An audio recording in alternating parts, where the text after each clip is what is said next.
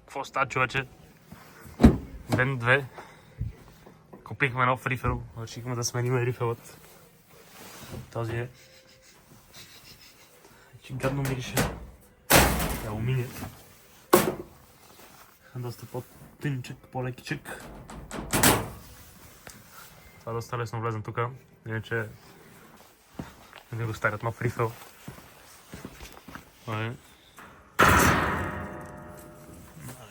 Какво сме мислили ние? Търся бая голямата палка. Доста тежичък. Така че да, сега ще ни покажа какво ще правим. Кажи на хората какво ще правим днес. Целият форт общо взето. Целият форт ще стане един голям рифъл. Общо взето. Само рифъл. Дъното ще е OSB 3 плоскост дървена, отгоре рифъл, след което слагаме старата рамка. В нея малкият квадрат под компресор и генератора също има рифъл с OSB плоскост. И в напречната страна, от двете страни, пак две OSB-та 11 и по един рифъл отпред и отзад. Това е за днес. И е тази котка подарък. Гивaway черна котка или гивaway дългокосместа котка. Това тук ще бъде плоскостта с рифъл. Тази плоскост, дето я няма, и тя ще бъде с рифъл. И ето това дъно ще не бъде направено ново. С по-тънка плоскост. Ей толкова тънка. Ей толкова тънка.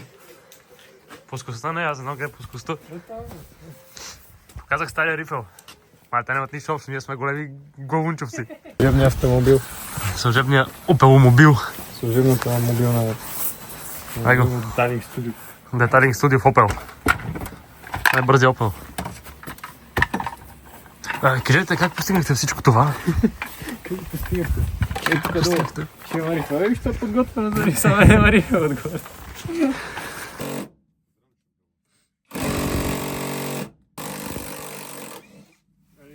Приби го портсайда. Приби го.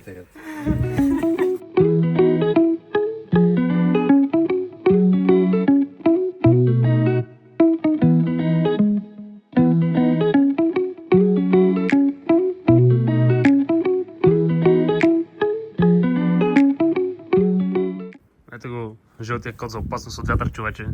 Всичко по земята.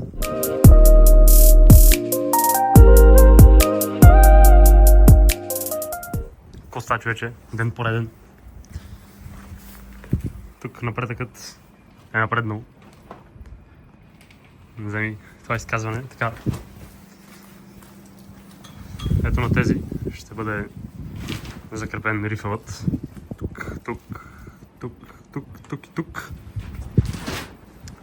Ето този рифъл ще застане така от тази страна. Генераторът, който се държеше на тия релси, отново ще се държи на тия релси. Обаче вече те ще са на дъното все едно. Това тук е така изрязано и са слезнали по-надолу. На факто цели 3 см спестяваме. И въздухът ще стои ето тук. Ето така. И де факто няма да трепери толкова много и да се чува заради тези тампончета. И общото за сега е това. Това е напредъка. Ще напреднем още повече, ако намерим ключ да припалим Форза. Да, човече. Опа, чакайте. Бам! Ето това ще бъде ето там по същия начин. Тъй, че да. Сега трябва да намерим ключ от Форда. Сега ще ви покажем как боядиса на вратите. Тази е небоядисаната. Тази вече е направена. Дали ще види на камерата е друг въпрос. Да. Вижте колко е секси.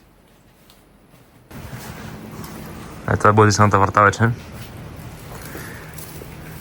Чисто нови, почти без никакви забележки.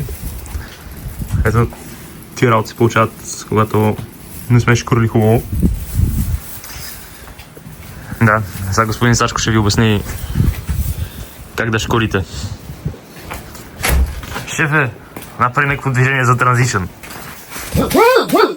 Шкуриме от 1200 и минаваме всичките тези дръскотини, за да може да ги загладим.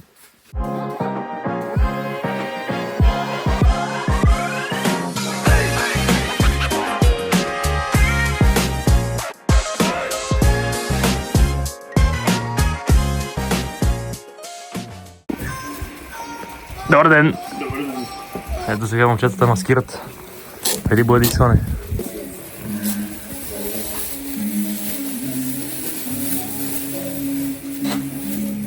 Ми ядете адхезият. Какво правиш? Ще е Обърках.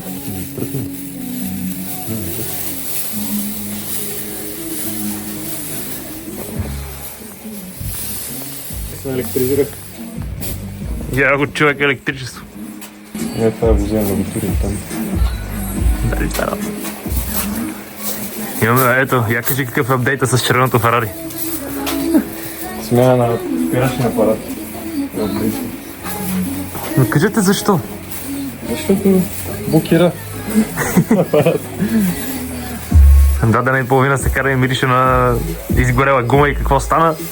Едната спирачка нон-стоп си спира, тя е твърде здрава. Твърде добре си върши работата. Ей!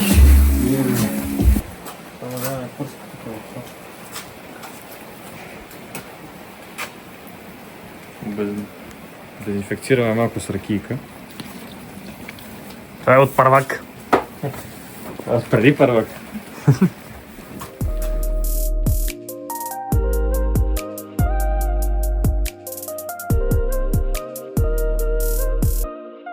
Забравихме да снимаме, обаче така е готова.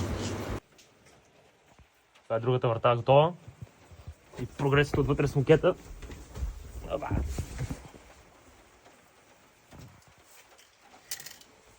Точно направихме тавана и мукета свърши. И само че ще чакат още 3 дена. 3 дена за мукет.